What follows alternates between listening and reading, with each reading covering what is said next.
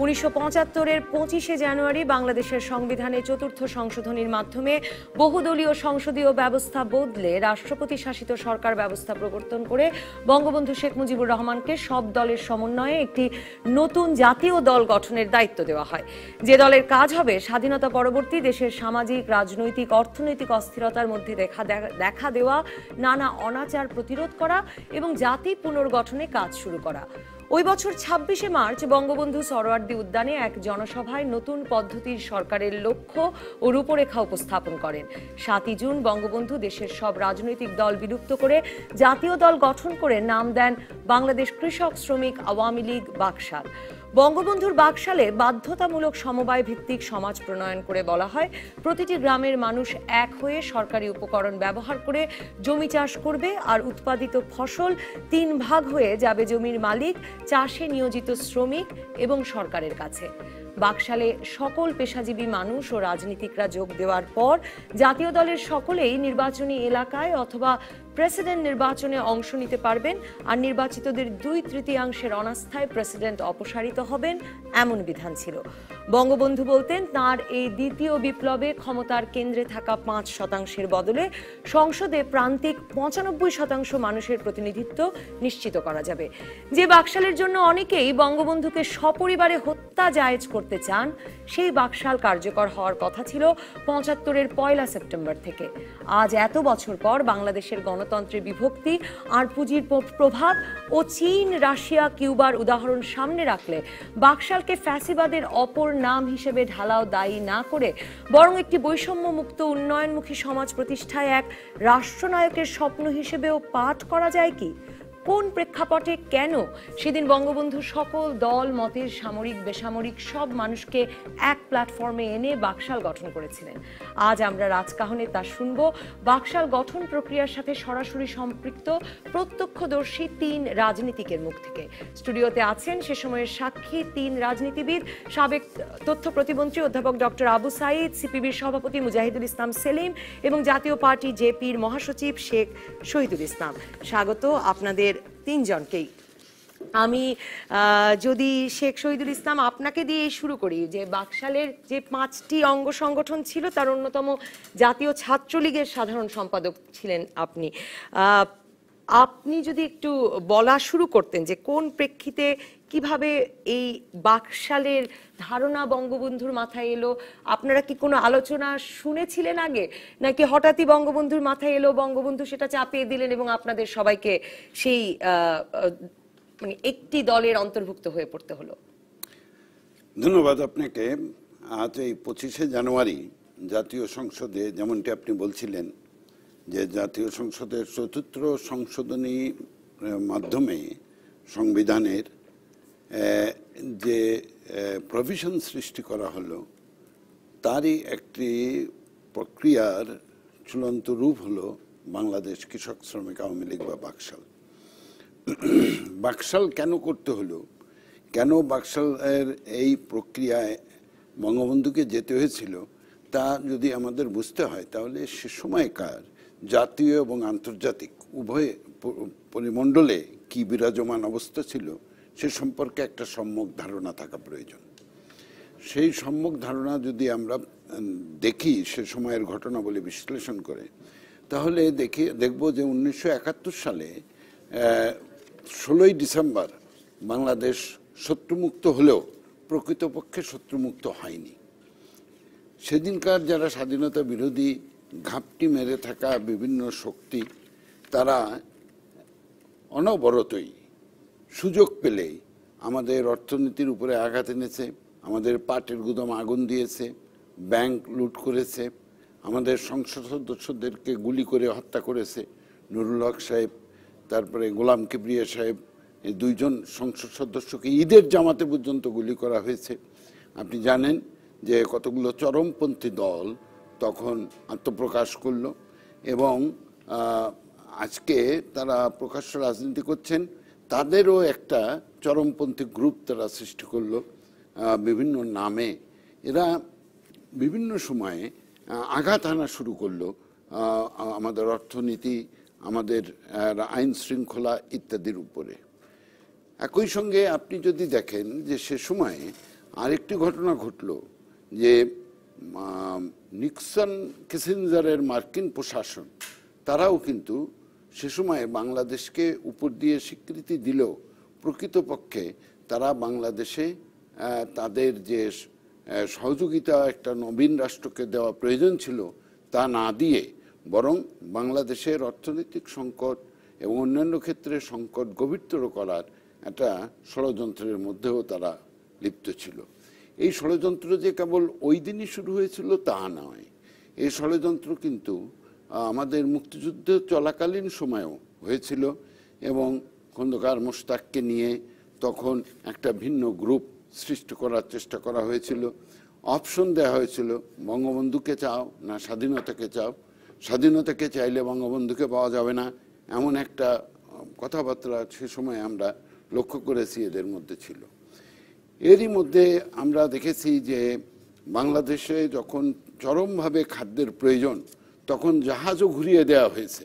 এই Nixon Kissinger প্রশাসন জাহাজ অন্যদিকে ডাইভার্ট হিসেবে কেন বাকশালকে মনে করা হলো, মানে আমি আসছি। তো এটা একদিক। অন্যদিকে আমরা দেখতে পাই যে তৎকালীন সোভিয়েত ইউনিয়নের নেতৃত্বে, ভারতের নেতৃত্বে আমাদের জোট নিরপেক্ষ অধিকাংশ দেশ এবং সোভিয়েত ব্লকের যে সমস্ত দেশগুলো ছিল তারা আমাদেরকে উদারভাবে সাহায্য সহযোগিতা করলো। আমাদের বন্দর ক্লিয়ার করে দিল সোভিয়েত থেকে নেভাল ফোর্স এসে, আমাদের রেলপথগুলো মেরামত করে দিল ভারত থেকে তাদের সহযোগী টিম এসে। এবং আন্তর্জাতিক ক্ষেত্রে আপনি যদি দেখেন ওই সময়ে সমাজতন্ত্রের যে স্লোগান, যারা স্লোগান দিত সেই বিশ্বের একটা জয় জয়াকার। ভিয়েতনামে মার্কিনীদের পরাজয় ঘটল, কম্বোডিয়া, লাওস এগুলো মার্কিনী খপ্পর থেকে মুক্ত হলো, অ্যাঙ্গোলা মোজাম্বিকে মুক্তিযুদ্ধ সপক্ষে শক্তি জয়লাভ করলো, সালভাদর আলেন্দের নেতৃত্বে চিলিতে বামপন্থী সরকার গঠিত হলো।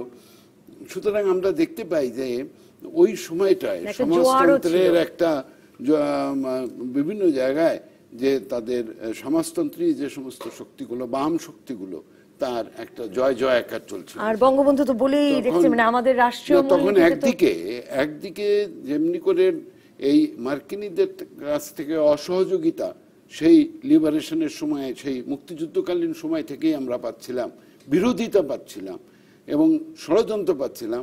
ঠিক অপরদিকে এই যারা আমাদের মুক্তিযুদ্ধে সহায়তা করেছিল সেই সব ফোর্সগুলোর আমরা সহায়তা পাচ্ছিলাম। সমাজতান্ত্রিক বিশ্বের একটা জয় জয়কার চলছিল।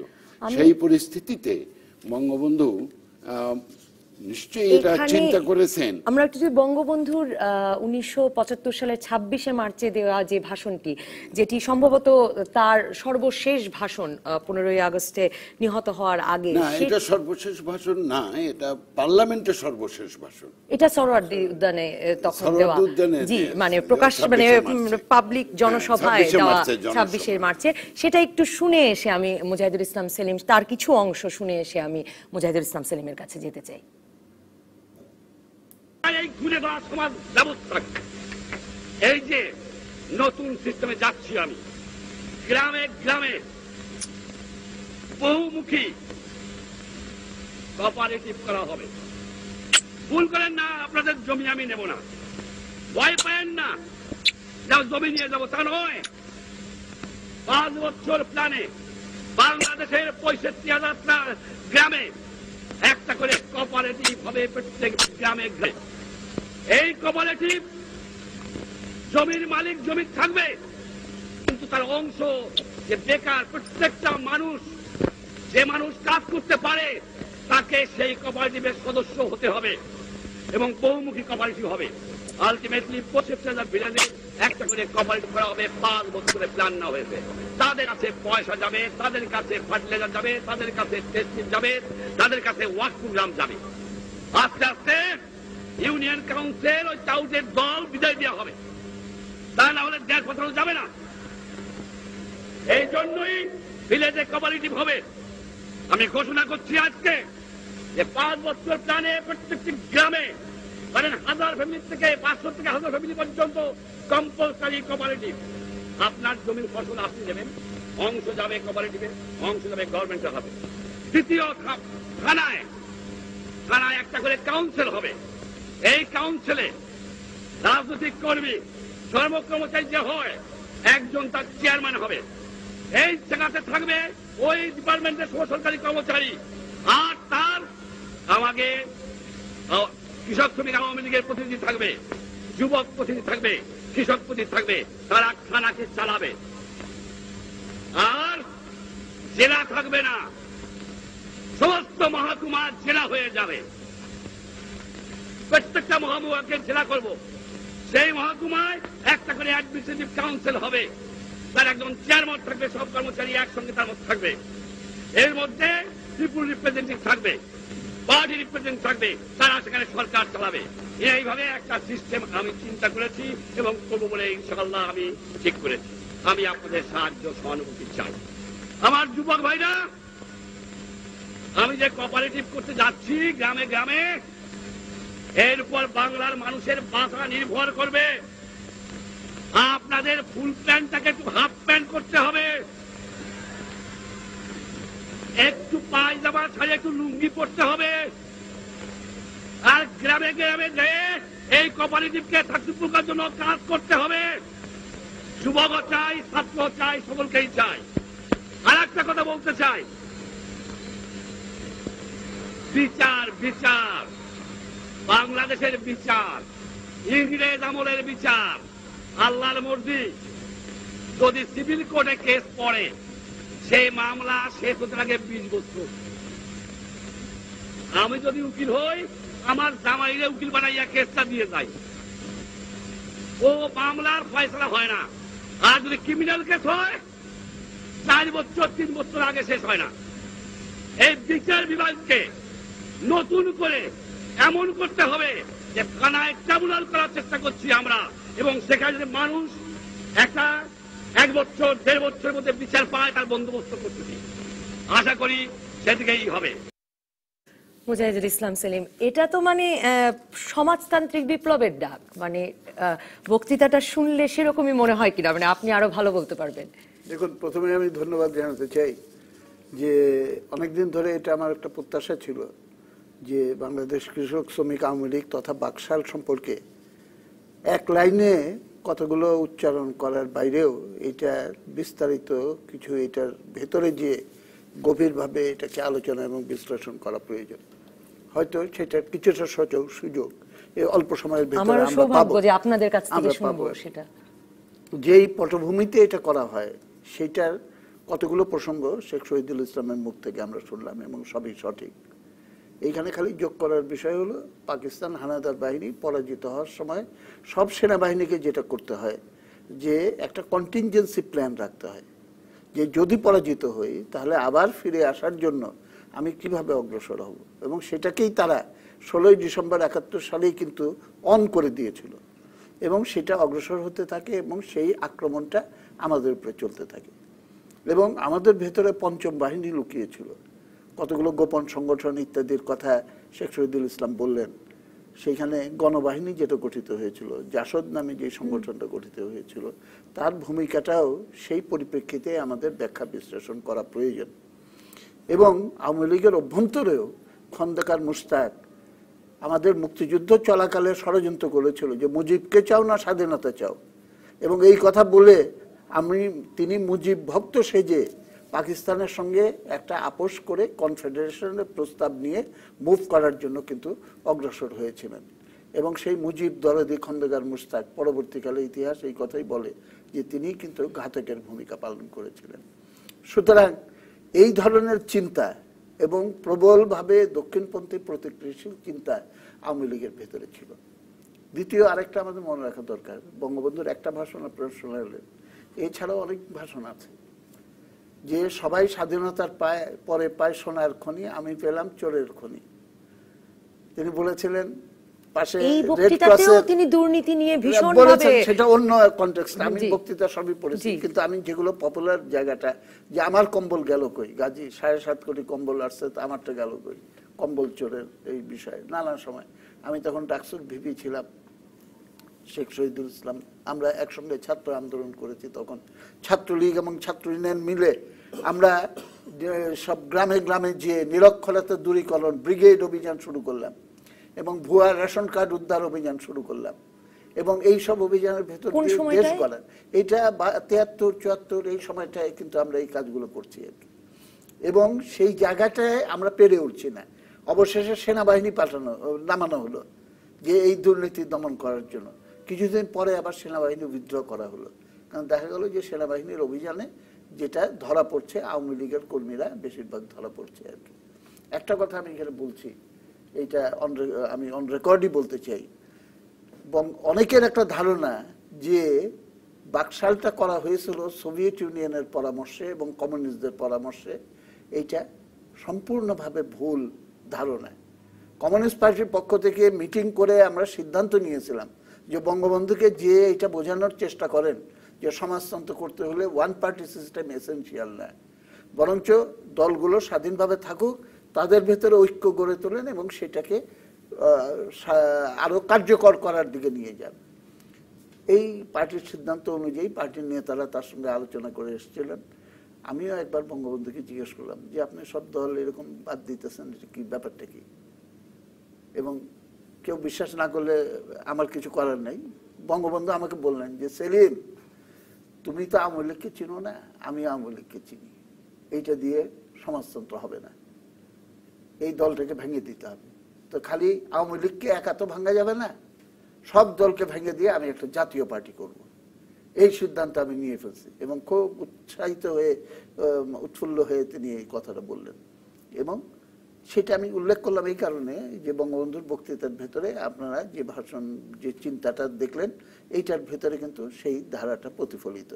মানে তখন আর দলকেও নিয়ন্ত্রণ করা যাচ্ছে না, দলকে নিয়ন্ত্রণ করা যাচ্ছে না। সুতরাং আমাদের প্রচলিত ধারণায় বহুদলীয় গণতন্ত্রের কাঠামোর ভেতরে যে দলীয় স্ট্রাকচারাল সিস্টেমটা থাকে, এইটার বাইরে এসে এই দেশে যদি আমরা পদক্ষেপ না নিই তাহলে জাতিকে ঐক্যবদ্ধ করে শত্রুকে মোকাবেলা করা যাবে না।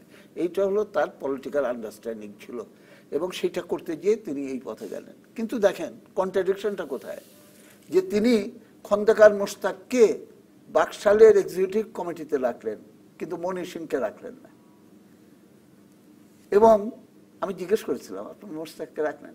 বলছে বুঝে না, শয়তান, মাথায় বুদ্ধি, ওকে বগলের কাছে কাছে কাছে না রাখলে ও ষড়যন্ত্র করবে আর কি।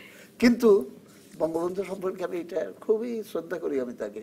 তারপরে আমি বলতে চাই যে তিনি মানুষকে হয়তো অতিরিক্ত এত ভালোবাসতেন, এত বিশ্বাস করতেন যে মানুষের ভেতরে শ্রেণী বিভাজন তাকে যে কোন জায়গায় নিয়ে যায়, এবং নিজের মা বাবার গলায়ও ছুরি চালাতে যে আপত্তি করে না এই শ্রেণী স্বার্থের তাগিদে, সেইটা হলো ইতিহাসের শিক্ষা। বঙ্গবন্ধুর সবকিছু ছিল, উনি দেশপ্রেমিক এবং মানুষকে প্রচন্ডভাবে ভালোবাসতেন, কিন্তু শ্রেণী সংগ্রামের এই শিক্ষাটাকে তিনি হয়তো অতখানি গুরুত্ব দেন নাই, এবং নিজের নিরাপত্তার বিষয়েও অতখানি তিনি মনোযোগী ছিলেন না। এবং এইসব কারণে কিন্তু জিনিসটা শুরু হয়েও সেটা কিন্তু অগ্রসর হলো না। এবং শুধু কি সেসব কারণেই আমি এটাও আসলে একটু জানতে চাই যে খালি বলতে চাই যে বাকশাল সম্পর্কে আলোচনা করতে যে তার রাজনৈতিক কাঠামোগত জায়গাটা যেমন আমাদের আলোচনায়, পাশাপাশি তার অর্থনৈতিক পরিকল্পনাটা কিভাবে নেওয়ার জন্য তিনি পদক্ষেপ নিয়েছিলেন সেইটাকে বাদ দিয়ে আলোচনা করলে পরে কিন্তু আপনি এটার পূর্ণাঙ্গ স্বরূপটা খুঁজে পাবেন। আমি একটা বিরতির পর অধ্যাপক আবু সাঈদের কাছে যাব, সেখানে আমি তার কাছে একটু রাজনৈতিক কাঠামোর বিষয়টি নিয়েও, যে বাকশালে এই যে সর্বত্র নির্বাচিত প্রতিনিধিদের দিয়ে যাকে আমরা একদলীয় শাসন ব্যবস্থা, একনায়কতন্ত্র বলছি, সেখানে এই নির্বাচিত প্রতিনিধিদেরকে বিভিন্ন স্তরে রাখবার যে পরিকল্পনা, সেটিও একটু জানতে চাইবো। আর আমি আসবো মুজাহিদুল ইসলাম সেলিম আপনার কাছেও, যে কেন আপনারাও এই বাকশালে যোগ দিলেন, আপনারা ছাত্র ইউনিয়ন করতেন, কমিউনিস্ট পার্টি, এরা কেন যোগ দিল, এবং অর্থনৈতিক কাঠামোটা নিয়ে আমি আলাপ করবো আপনাদের দুজনের সাথেই। দর্শক থাকুন রাজকাহনে। ফিরে এলাম রাজকাহনে। অধ্যাপক আবু সাঈদ, আপনি বাকশাল সরকারের পাবনা জেলা গভর্নর ছিলেন, রাজনৈতিক কাঠামোটি আলোচনা করা গুরুত্বপূর্ণ বলছিলেন মুজাহিদুল ইসলাম সেলিম। আমরা বঙ্গবন্ধুর বক্তৃতায়ও যে শুনলাম, সেখানেও মানে তিনি সবার কাছে আসলে প্রশাসনিক সুবিধা পৌঁছে দিতে মহকুমাগুলোকে জেলা করবার কথা বলছেন, এবং এরকম একটা কাঠামোকে ছিল আসলে, যে গ্রাম সমবায় পরিষদ, থানা পরিষদ, এরপরে জেলা পরিষদ, তারপরে এই জাতীয় সরকার, এবং প্রতিটি স্তরে আবার নির্বাচিত প্রতিনিধির কথা হচ্ছে। একটু যদি মানে বিস্তারিত বলতেন। দেখেন, বাকশাল নিয়ে খুব সহজ মন্তব্য অনেকে করে থাকেন যে জাতির পিতা বঙ্গবন্ধু শেখ মুজিব বাকশাল করে গণতন্ত্র হত্যা করেছেন। এই কথাটা স্বাধীনতা বিরোধী চক্র, যারা প্রগতিশীল না, সাম্প্রদায়িক শক্তি, এরা ব্যাপকভাবে প্রচার করেছিল জাতির পিতাকে হত্যা করার পরপরই।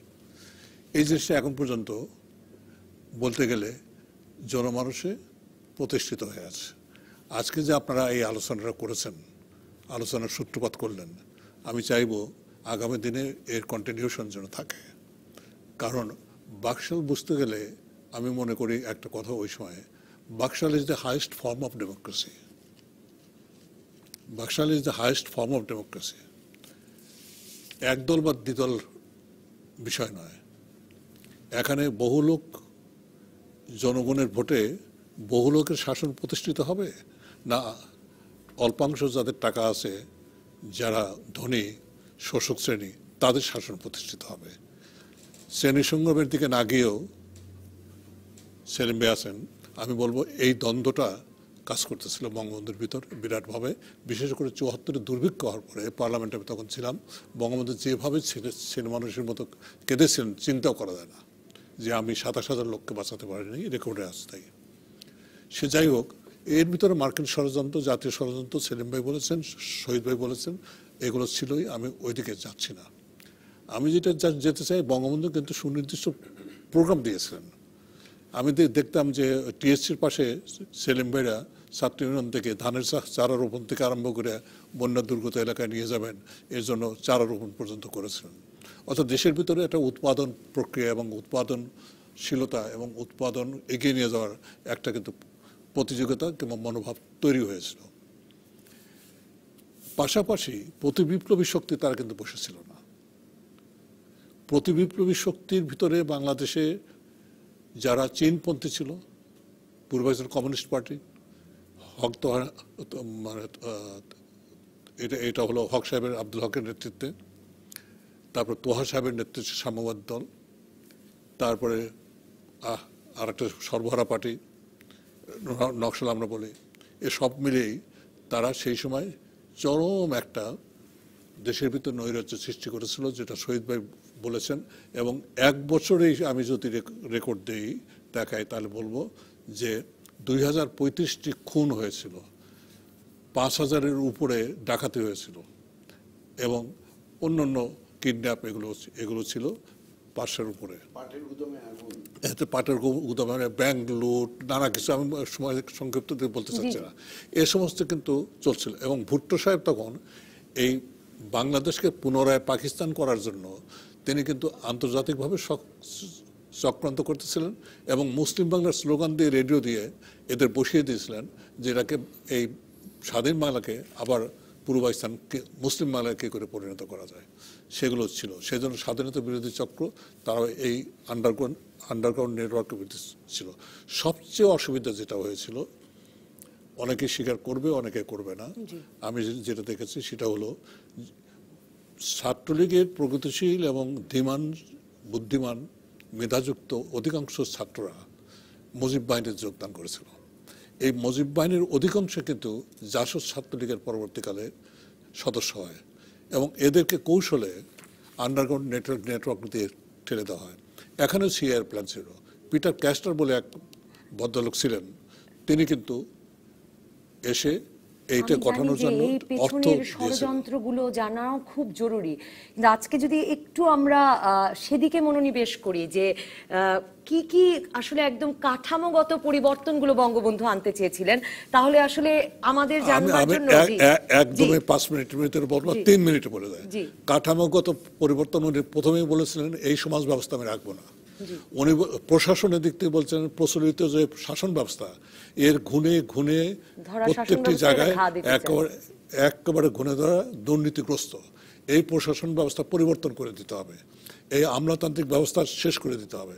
কারণ আমলাতান্ত্রিক ফাইলে আমরা যেটা শুনি যে মানে এই যে একনায়কতন্ত্র, কিন্তু আমার কাছে খুব ইন্টারেস্টিং লাগলো যে প্রতিটি স্তরে নির্বাচিত জনপ্রতিনিধি দিয়ে, মানে নির্বাচিত কিংবা অনির্বাচিত বড় কথা না, বড় কথাটা হলো না, বড় কথা না, বড় কথাটা এই জায়গাটায় যে আমি কার প্রতিনিধিত্ব করছি।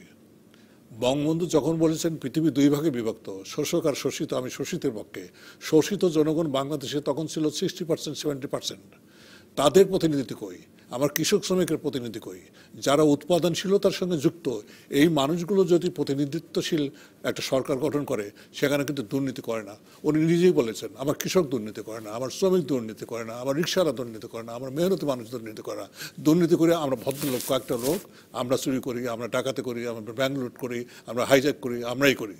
সেজন্য উনি পরিষ্কারভাবে সুনির্দিষ্টভাবে বলেছিলেন যে উৎপাদনশীলতার সাথে সম্পৃক্ত লোকগুলোকে সামনে নিয়ে আসা এবং তাদের নেতৃত্বে একটা বাংলাদেশ তৈরি করা, যে বাংলাদেশ হবে সোনার বাংলা, ওনার কনসেপ্ট, ওনার ব্র্যান্ডিং নেম। আমি আসবো আপনার কাছে আবার। মুজাহিদুল ইসলাম সেলিম, রাজনৈতিক কাঠামোটি গুরুত্বপূর্ণ আপনি বলছিলেন। আমি বঙ্গবন্ধুর একটা সাক্ষাৎকার পড়ছিলাম এই বাকশাল নিয়ে, সেখানে তিনি বলছেন এই যে কথাটি অধ্যাপক আবু সাইদ বললেন, যে আমি আসলে 95% মানুষের কাছে এই মানে রাষ্ট্র ক্ষমতা, রাজনীতির ক্ষমতা এগুলো পৌঁছে দিতে চাই, 5%-এর হাতে রাখতে চাই না। সেদিকে উনি আসলে কি ধরনের পরিবর্তন আনছিলেন মানে এই লক্ষ্যে? না, প্রথমে এটা একটু সংশোধন করে দেওয়ার দরকার। আমি বলছি যে রাজনৈতিক কাঠামোটা গুরুত্বপূর্ণ বটে, কিন্তু তার অর্থনৈতিক পরিকল্পনাটা নিয়ে কম আলোচনা হয়, সেটার উপরে আরো বেশি আলোচনা হওয়া প্রয়োজন বলে মনে করি। এখন রাজনৈতিক কাঠামোর জায়গাটা যদি বলেন, আমাদের দেশে পুঁজিবাদী ব্যবস্থার কাঠামোর ভেতরে যে গণতান্ত্রিক ধারাটা প্রচলিত, সেইটা হলো রাজনৈতিক দলকে ভিত্তি করে বহুদলীয় গণতান্ত্রিক ব্যবস্থা, এবং পার্লামেন্টারি কাঠামোর ভেতরে অধিকাংশ দেশে, আমেরিকা বাদে এরকম দুই একটা প্রেসিডেন্সিয়াল সিস্টেম আছে, সেই ভিত্তিতে জিনিসটা চলে। সেইখানে সমাজের ভেতরে এক ধরনের ডিভিশন অফ লেবার হয়ে যায়। একটা ছেলে পরিবারের, সে হলো রাজনীতি করে, একটা ছেলে খুব মেধাবী, সে সিএসপি অফিসার হয়ে আমলাতন্ত্রে যোগ দেয়, আরেকটা ছেলে হয়তো একটু হৃষ্টপুষ্ট এবং সে যে মিলিটারিতে যোগ দেয়। তো এরকম কে কার চেয়ে প্রধান, এই ধরনের একটা বিভাজন সৃষ্টি হয়ে যায়। অন্যদিকে রাজনৈতিক দলগুলোর ভেতরেও কতগুলো অপ্রয়োজনে কতগুলো বিভাজন আমরা সেটা দেখতে পাই। কিন্তু আমাদের দেশে যেই বিশেষ পরিস্থিতিতে আমরা বিরাজমান ছিলাম, তখন দেশকে গড়ে তুলতে হলে পরে আমাদের সমস্ত শক্তিটাকে একত্রিত করা দরকার। যেমন মিলিটারি জেনারেলরাও, ইনক্লুডিং জিয়াউর রহমান, বাকশালের মেম্বার হওয়ার জন্য আবেদন করেছিলেন। কেন? এইটা দিয়ে কি আমরা বুঝতে পারি? যে এইটা একটা জাতীয় দল। আমাদের এখনকার নিয়মে কোনো মিলিটারি অফিসার কোনো রাজনৈতিক দলে যোগদান করতে পারে না। তাহলে বাকশালটাকে এখনকার চিন্তার ভিত্তিতে আমরা রাজনৈতিক দল হিসাবে কিন্তু আখ্যায়িত করতে পারি না। এইটা জাস্ট আমি একেবারে কংক্রিট একটা দৃষ্টান্ত দিয়ে বললাম। একটা প্ল্যাটফর্ম, যেই প্ল্যাটফর্মটা রাজনৈতিক দল না হয়েও বা একটা ভিন্ন ধরনের কাঠামো সৃষ্টি করার মাধ্যমে সমাজের সকল অংশের মানুষকে একত্রিত করে নিয়ে আসতে সক্ষম হবে, এইটা ছিল এইটার মূল ফিলসফি। কিন্তু সেই জায়গাটা কতটা সমীচীন ছিল বা না ছিল, সেইটা নিয়ে আলোচনা হতে পারে, তর্ক বিতর্ক হতে, মতের হ্যাঁ দেখারও সুযোগ হলো না। তবুও আমরা হয়তো এখন ইন রিট্রোস্পেক্ট যেটাকে বলে, আমরা হয়তো একটা ধারণাগত জায়গা থেকে এগুলো নিয়ে আমরা কিছু আলোচনা করতে পারি যে অন্য কোনো বিকল্প সেইখানে ছিল কিনা। কেননা আপনি অর্থনৈতিক পরিকল্পনাটাকে প্রাধান্য দিয়ে রাজনৈতিক কাঠামোর পরিবর্তনটা মানুষের কাছে আগে পরিচিত করে সেটার পক্ষে জনমত গড়ে তুলে তারপরে না করে হঠাৎ করে এইভাবে করা, এইটা সঠিক ছিল কিনা, বিপ্লবের জন্য প্রস্তুত ছিল কিনা, সেই নিয়ে আলাপ হতে পারে। এই রাজনৈতিক কাঠামোগত জায়গায় এইটা একটা আমূল পরিবর্তন, এবং এটাকে বলা হতো বঙ্গবন্ধুর ভাষায় যে আমি শোষিতের গণতন্ত্র কায়েম করতে চাই। এবং এখানে খেয়াল করলে দেখবেন যে গণতান্ত্রিক বিকেন্দ্রীকরণ সম্পর্কে যেই ধারণাটা নিয়ে আমরা পাকিস্তানি আমলেও সংগ্রাম করেছি, যে bureaucracy will not control the state apparatus, state apparatus elected representative দা কন্ট্রোল করবে। এবং সেজন্য আমি জিজ্ঞেস করছিলাম যে এটা আমার কাছে খুব গুরুত্বপূর্ণ মনে হয়েছে যে নির্বাচিত জনপ্রতিনিধিরা করবে। একটা প্রশ্ন আমি করতে চাই, যদি একদলীয় ব্যবস্থা হয় তাহলে ইলেকশনে দলের ক্যান্ডিডেট ছাড়া আর কোনো ক্যান্ডিডেট তো থাকবে না। কিন্তু নিয়ম করা হয়েছিল, উনি বলেছিলেন, এটা তো কার্যকর হয় নাই, যে প্রত্যেক জায়গায় একাধিক ক্যান্ডিডেট, ও ক্যান্ডিডেট থাকবে, সেই ক্যান্ডিডেট হয়তো আমি জনগণের একদম ভিতর এই থেকে জায়গাটিতেই নামাবে। শেখ শহীদুল ইসলামের কাছে যেতে চাই যে এটাও তো একটা ইউনিক ব্যাপার, মানে বঙ্গবন্ধু ধরুন আমাদের রাষ্ট্রীয় মূলনীতি থেকে সর্বত্র মানে এবং বাকশালেও উনি বলছেন এটা গণতন্ত্রও বটে সমাজতন্ত্রও বটে, এবং যে জায়গাটায় মুজাহিদুল ইসলাম সেলিম শেষ করলেন যে প্রেসিডেন্ট পদেও যে কেউ দাঁড়াতে পারবেন, মানে তার স্বপ্নের জায়গাটা হচ্ছে যে একজন কৃষকও দাঁড়াতে পারেন, শ্রমিকও দাঁড়াতে পারেন, জাতীয় দলের সদস্য নির্বাচনী এলাকা থেকেও দাঁড়াতে পারেন, এবং সেই নির্বাচিত প্রতিনিধিরা আবার 2/3 অনাস্থা হলে পরে প্রেসিডেন্টকেও পদত্যাগ করতে হবে। মানে একটা নির্বাচনী কাঠামো ভীষণভাবে রেখে সকলকে রাজনীতিতে সম্পৃক্ত করেই তো সেই অর্থনৈতিক বিপ্লবের কথা বলছিলেন। দেখুন, যে কথা আপনি বললেন, এটা বলতে গেলে বাকশালের যে জাতীয় দলটি বঙ্গবন্ধু করেছিলেন তার দর্শনটা আমাদের বুঝতে হবে। এই দর্শনের মধ্যে প্রথম যে ইনগ্রেডিয়েন্ট যেটাকে উনি লক্ষ্য করে এই ব্যবস্থাটা গ্রহণ করলেন সেটা হলো জাতিকে ঐক্যবদ্ধ করা। বিভক্ত জাতি, যে কথা মুজাহিদুল ইসলাম সেলিম বলেছেন, যে নানানভাবে নানান দিকে বিভক্ত, পেশাগত দিক থেকে বিভক্ত, রাজনৈতিকভাবে বিভক্ত, বা বিভিন্ন রাজনৈতিক দল, সামাজিক সংগঠন ইত্যাদি, তো সবগুলোকে জাতিকে ঐক্যবদ্ধ করা, এটা কিন্তু বাকশালের ফিলোসফি। আর বাকশালকে যে একদলীয় গণতন্ত্র বলা হয়, এটা কিন্তু বহুদলীয় একদল। আপনি যেটা বলেছেন এটা প্ল্যাটফর্ম, এটা আসলে এটা হলো বহুদলীয় একদল। অনেকগুলো দল এখানে ঐক্যবদ্ধভাবে একটা প্ল্যাটফর্মের নিচে, একটা ছাতার নিচে তারা ঐক্যবদ্ধ হলো। আর এখানে আরেকটি জিনিস হলো যে এই বাকশাল গঠনের মাধ্যমে বঙ্গবন্ধু আর একটা জিনিসও চেয়েছিলেন, যে জাতিকে একটা নতুনভাবে প্রেরণার সৃষ্টি করতে। কারণ জাতিকে একটা স্বপ্ন দেখাতে হয়। এই যে স্বাধীনতার স্বপ্ন বঙ্গবন্ধু দেখিয়েছিলেন, স্বাধীনতার স্বপ্ন দেখানোর ফলেই কিন্তু আস্তে আস্তে করে আমরা এই স্বাধীন দেশ অর্জন করেছি। তেমনি তিনি অর্থনৈতিক মুক্তির একটা স্বপ্ন জাতির সামনে তুলে ধরলেন। এবং ওই ভারতের প্রয়াত রাষ্ট্রপতি এপিজে আবুল কালামের ভাষায় আমি একটা কথা বলতে চাই, যে দেখুন, ঘুমায় যেটা দেখা হয়, ঘুমের মধ্যে যেটা দেখি সেটা আসল স্বপ্ন না। যে স্বপ্ন মানুষকে ঘুমাতে দেয় না সেটাই আসল স্বপ্ন। বঙ্গবন্ধু তেমনি একটি স্বপ্ন জাতিকে দেখাতে চেয়েছিলেন, যে জাতি আবার নতুন একটা কর্ম উদ্দীপনার মধ্যে তারা ঐক্যবদ্ধ হয়ে ঝাঁপিয়ে পড়বে ৭১-এর মতন, এবং সেই স্বপ্ন জাতিকে তিনি দেখাতে চেয়েছিলেন। এই গণতন্ত্র আর সমাজতন্ত্র কি একসাথে চলে? আমি বলছি সেটা আর একটা চেয়েছিলেন উনি, সামাজিক ন্যায় বিচার তিনি প্রতিষ্ঠা করতে চেয়েছিলেন। এই যে মানুষে বৈষম্য, আজকে দেখেন মানুষের আয়ে পর্বত প্রমাণ বৈষম্যের সৃষ্টি হচ্ছে। উনি কিন্তু বঙ্গবন্ধু কিন্তু এই সামাজিক ন্যায় বিচারটা প্রতিষ্ঠা করতে চেয়েছিলেন। মানুষের আয়ের যে বৈষম্য, মানুষের যে একটা পেশার বৈষম্য, এগুলো আরেকটি জিনিস তিনি চেয়েছিলেন, যে সব রাজনৈতিক দল এবং বিভিন্ন পেশায় যারা আছেন, ব্যুরোক্র্যাট হোক, মিলিটারি ব্যুরোক্র্যাট হতে পারে, সিভিল ব্যুরোক্র্যাট, সবাইকে একটা জায়গায় এনে তাদের কন্ট্রিবিউট করা। তো আপনি বললেন যে গণতন্ত্র আর সমাজতন্ত্র, একটা বিরতির পর আপনার কাছেই ফিরছি শেখ শহীদুল ইসলাম। এটা এরপরে আমরা এই নিয়ে আলাপ করতে চাই যে গণতন্ত্র আর সমাজতন্ত্র একসঙ্গে চলতে পারে কিনা। দর্শক থাকুন বাকশাল নিয়ে আলোচনায়। ফিরে এলাম রাজকাহনে। শেখ শহীদুল ইসলাম, গণতন্ত্র আর সমাজতন্ত্রকে একসাথে চলতে পারে, মানে বঙ্গবন্ধু আমাদের রাষ্ট্রীয় মূলনীতিও তাই ঠিক করলেন, আবার বাকশালেও গণতন্ত্র থাকছে বলে তিনি বলছেন যে সমাজতন্ত্র না হলে গণতন্ত্র কি, কাজেই সমাজতান্ত্রিক একটা ব্যবস্থা আনছেন, আবার গণতন্ত্রের কথা বলছেন। দেখুন, গণতন্ত্রের যে মূল কথা সেটা হলো জনগণের অধিকার। গণতন্ত্র মানুষের মৌলিক কতগুলো অধিকারকে স্বীকৃতি দেয়। তার মধ্যে তার বাক স্বাধীনতা আছে, তার সংগঠন করার স্বাধীনতা আছে, তার সভা সমিতি করার স্বাধীনতা কই বাকশালে? না, আমি সেটাই বলছি। তো এই স্বাধীনতাগুলো গণতন্ত্র দেয়। তো এই স্বাধীনতাগুলো কিন্তু বাকশালের ভেতরে যে অবস্থান, সেই অবস্থানে কিন্তু এই স্বাধীনতাগুলো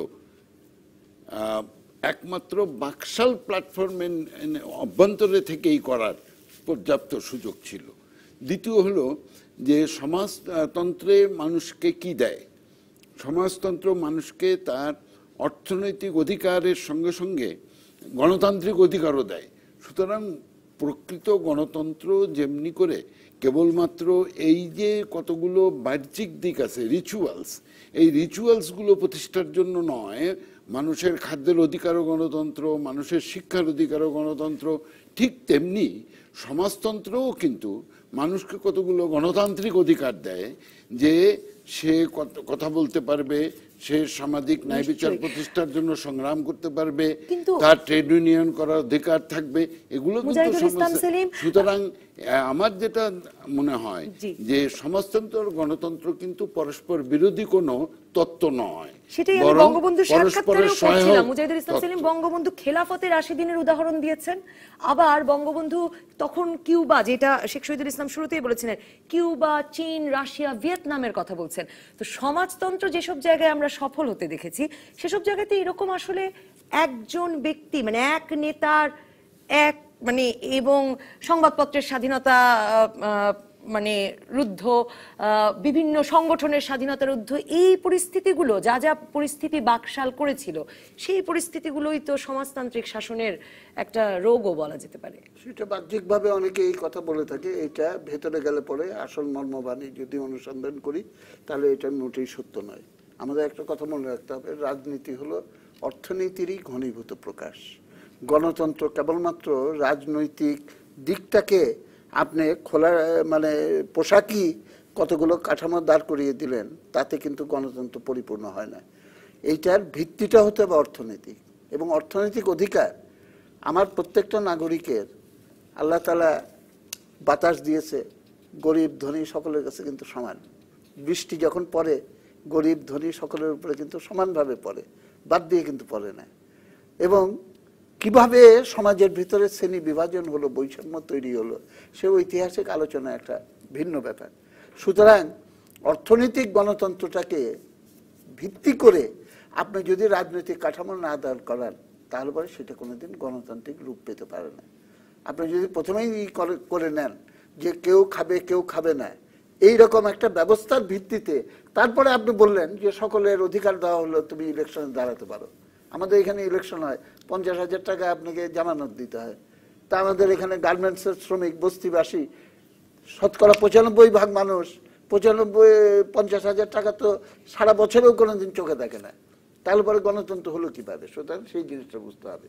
আমি যেটা বলতে চাই, সময় বেশি নাই, একটা হলো বাকশাল ঘোষিত হওয়ার পর কাঠামোগুলো মাত্র করা শুরু হয়েছিল, কিন্তু বাকশালের উপরে প্রশিক্ষণ কার্যক্রম শুরু হওয়া হতে হতে ঠিক সেই মুহূর্তে কিন্তু বঙ্গবন্ধুকে হত্যা করা হয়।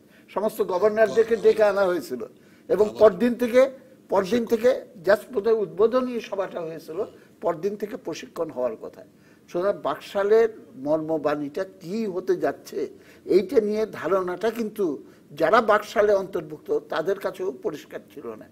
2 নম্বর হলো, আমি আরেকটা বলতে চাই যে নীতি আদর্শের দিক থেকে এই অনেক ভালো দিক আপনি এটা বলতে পারেন, কিন্তু মানুষের ভেতরে কনফিউশনটা তৈরি হলো যখন দেখলো সেই পুরানা লোক যাদেরকে আমরা দেখেছি কম্বল চুরি করতে, যাদেরকে দেখেছি আমরা এইসব অন্যায় করতে, সেই মোশতাক আহমেদ, তাদেরকে দিয়ে অনেক ভালো লোকও ছিল। এই ব্যাপারে আমাকে ভুল বুঝেন না, আমাদের কথা বলছি না, আওয়ামী লীগের ভেতরেই মনসুর আলী সাহেব, নজরুল ইসলাম সাহেব, হ্যাঁ, কামরুজ্জামান সাহেব, হ্যাঁ, তাজউদ্দিন সাহেব, ভালো লোক ছিল, কিন্তু ওই লোকগুলোই আসলো। এবং এইটা তারা আরো প্রমাণ পেল 15ই আগস্টের পরে, বঙ্গবন্ধুকে হত্যা করার পর যখন মুশতাক ক্যাবিনেট গঠন করলেন, তখন হুড় করে এই 4-5 জন বাদে বাকি সবাই গিয়ে সেই মন্ত্রিসভায় যোগ দিল। সুতরাং মেরুদণ্ডহীন এবং পুরানা পাপি এদেরকে নিয়ে যখন কাঠামো করলো, তো এত ভালো কথার অর্থ কি? এদেরকে দিয়ে এই কাজ। অধ্যাপক আবু সাঈদ মুজাহিদুল ইসলাম সেলিম এর আগে বলেছিলেন যে বিপ্লবের জন্য আসলে প্রস্তুত না করে এই বিপ্লবের ডাক দেওয়া কিনা, সেটা কি একটা সমস্যা হয়েছে? আমরা শেষ করব, আপনি যদি মানে এই প্রস্তুতিটা না থাকাই কি একটা বড় সমস্যা হয়েছে? দেখেন, বঙ্গবন্ধু সারাটা জীবন উনি কর্মসূচি দিয়েছেন এবং পাশাপাশি কিন্তু জনমত গঠন করেছেন। বাকশালের যে দর্শন, দুঃখী মানুষের মুক্তি, শোষকদের কালো হাত ভেঙে দাও এবং শোষণ বন্ধ করো, যার জন্য জাতীয়করণ নীতিমালা এগুলো তিনি প্রতিষ্ঠা করেছেন। আর কি বাকশালের কর্মসূচি নিয়ে কিন্তু আমরা কেউ আলোচনা করি না। বাকশালের কর্মসূচি আলোচনা করলেই কিন্তু খুব পরিষ্কার হয়ে যায় উনি কী চেয়েছেন। প্রথমে চেয়েছিলেন, শহীদ ভাই আলোচনা করলেন, সেলিম ভাই জাতীয় ঐক্যমত। 2 নম্বর কি দুর্নীতি উচ্ছেদ, ওনার টার্গেট ছিল। 3 কি খেতে খামারে উৎপাদন বৃদ্ধি। 4 নম্বর জন্মশাসন। এই 4টা উনি যে কর্মসূচি দিলেন, এই কর্মসূচির বাইরে কিংবা দ্বিমত প্রকাশ করে এমন লোককে আপনি পাবেন না। প্রত্যেকটি মানুষ এই কর্মসূচির প্রতি একমত। তারপরে বাকশাল বিরোধিতা, এটা আমাদের মজ্জাগত, বিরোধিতার খাতিরে বিরোধিতা করতে হবে সেই জন্য। আর সমাজতন্ত্র নিয়ে যে একটা কথা আছে, মোটামুটি মার্কস অ্যাঙ্গেলসের যে সমাজতন্ত্র, সেটা শ্রেণীভিত্তিক দ্বন্দ্বের কথা বলা আছে। আর বঙ্গবন্ধু বলছেন যে আমি ওই সমাজতন্ত্র চাই না, আমার দেশীয় মন মানুষ মাটি যেভাবে চায় সেই ধরনের সমাজতন্ত্র আমি প্রতিষ্ঠা করতে চাই। সমাজতন্ত্র যদি একটা দর্শন হয়, তাহলে যে দর্শন মানুষের সত্যিকার মুক্তির কথা বলে, মানুষের বেঁচে থাকার কথা বলে, এবং মানুষের তার নতুন সমাজ নির্মাণের কথা বলে, এবং প্রতিটি মানুষের আহার বাসস্থান মৌলিক চাহিদা পূরণের কথা বলে, সেই সমাজতন্ত্র কোনোদিন নিঃশেষ হয়ে যায় না। সেই দর্শন থাকে, এবং সেই দর্শনের ভিতর দিয়ে আপনার গণতান্ত্রিক পরিব্যাপ্ত যে বিকাশমান দিকটা, মানুষ যদি অর্থনৈতিকভাবে সচ্ছল হয়ে ওঠে, তখন গণতন্ত্রের পরিপূর্ণ অধিকতর গণতন্ত্রের দিকে আপনি যে ষড়যন্ত্রের কথা দিয়ে শুরু করেছিলেন, যে সেই ষড়যন্ত্রের কথা বঙ্গবন্ধুকেও জিজ্ঞেস করা হয়েছিল যে এরকম একটি আন্তর্জাতিকভাবেও তো এই কর্মসূচি পছন্দনীয় হচ্ছে না। তো বঙ্গবন্ধু তখন বলছেন যে আমাকে যদি মেরেও ফেলা হয়, মানে আমি তো অ্যাক্সিডেন্টালি বেঁচে আছি, যদি মেরেও ফেলা হয় তাহলেও একদিন না একদিন আমার জনগণ এই সমাজতান্ত্রিক বিপ্লবের অংশীদার হবে। বাকশাল কি এখন আর, মানে সমাজতন্ত্রই তো পৃথিবীতে খুব মানে অনেকেই বলেন যে কিছুটা ইররেলেভেন্ট হয়ে যাচ্ছে, সেটা কি? বিশ্বায়নের যুগে আজকে মনে হতে পারে যে সমাজতন্ত্রের ধারণাটা বাতিল হয়ে গেছে, আসলে কিন্তু তা না। মানুষের পেটে যতদিন ক্ষুধা থাকবে, মানুষের ইচ্ছা আকাঙ্ক্ষা মুক্তির ইচ্ছা ততদিন থাকবে, সমাজতন্ত্র কিন্তু ততদিন থাকবে, বিভিন্ন প্রকৃতির এবং বিভিন্ন ডগমায় থাকবে। সেই জন্য যে কথাটা আমি বলতে চাই, বঙ্গবন্ধু বারবার যে কথাটা বলেছেন, আমি মনে করি যে বঙ্গবন্ধু যে সিস্টেমে গিয়েছেন, এখানে সেলিম ভাইয়ের কথার সাথে আমি একটু তথ্যগত দিকে বলি। 28শে জানুয়ারি বঙ্গবন্ধু পদত্যাগ করেছিলেন, মানে পদ শূন্য হয়ে গেল। পদ শূন্য হয়ে গেলে শহীদ নজরুল ইসলাম 2টা পদ, তখন বাই ইলেকশন হয়েছিল। শহীদ ভাইরা ভালো বলতে পারবেন। বাকশাল সিস্টেমে বাই ইলেকশন হয়েছিল, তখন শহীদ নজরুল ইসলামের ভাই উনি দাঁড়িয়েছিলেন, আর স্কুল মাস্টার দাঁড়িয়েছিলেন, একজন দোকানদার দাঁড়িয়েছিলেন। পোস্টার গিয়েছিল সরকারি খরচে, মঞ্চ করা হয়েছিল সরকারি খরচে, প্রজেকশন মিটিং করা হয়েছিল,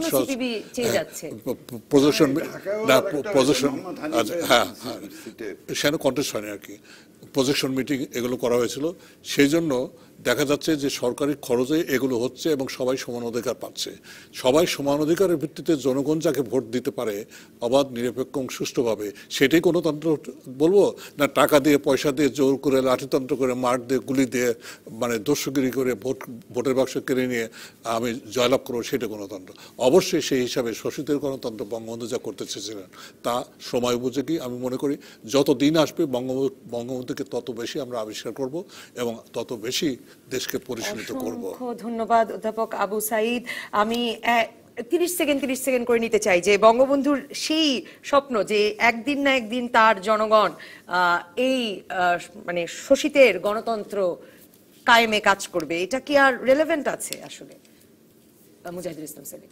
না, আমি তো মনে করি যে সবচেয়ে রেলেভেন্ট হলো এখনো পর্যন্ত এবং বহুদিন পর্যন্ত থাকবে, সেটা হলো মুক্তিযুদ্ধের চেতনা ধারা তথা 4 রাষ্ট্রীয় মূলনীতি: গণতন্ত্র, ধর্মনিরপেক্ষতা, জাতীয়তাবাদ এবং সমাজতন্ত্র। সেইটা কোন পদ্ধতিতে, কোন পথ, কে বললো পেটে ভাত আছে? আমার সঙ্গে চলেন। ভাতের প্রয়োজনীয়তা সেইটা সমাজের বিকাশের সঙ্গে সঙ্গে এটা রূপান্তরিত হয়, এবং আজকে হকারদেরকে থেকে উচ্ছেদ করা হচ্ছে।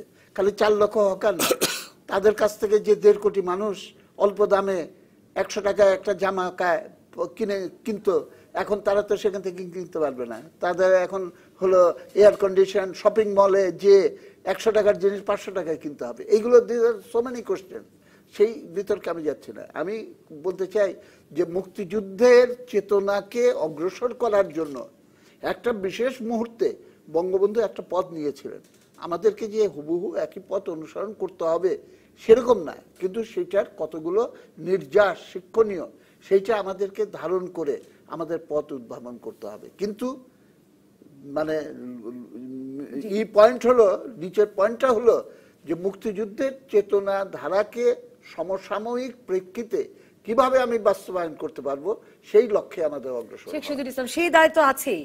দেখুন, প্রত্যেকটা মতবাদ বা চিন্তাধারার এই বিশ্বে যখনই প্রতিষ্ঠিত হয় বা আসে, তখনই কিন্তু তার জয় পরাজয় প্রত্যেকটা একটা গ্রাফ সবসময় মেনে চলে।